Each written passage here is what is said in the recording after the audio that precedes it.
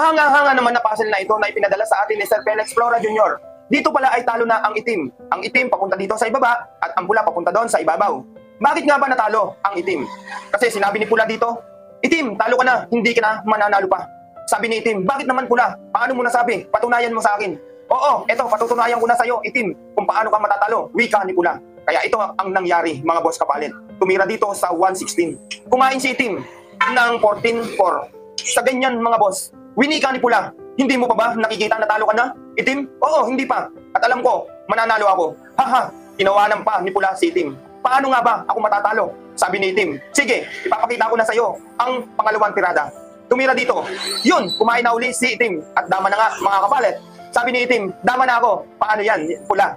Mananalo ka pa ba sa akin? Oo naman. Sige, eto ang tira ko. Itim. Pag tira dyan, kumain si itim.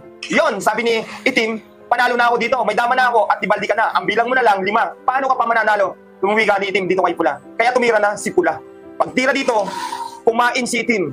Wow! 3 ka na lang. Paano ka pa mananalo sa akin? Yan ang akala mo, sabi ni pula. Kaya tumira sa pula. Yon, sa ganyan mga boss, nakita ni itim ang totoong pangyayari. Pagtulak dito, pagkain niya, namatay na ang dama ni itim. Kumain na boss na napakarami at patay ang dama. Itim, talo ka na. Yan na ang katapusan mo.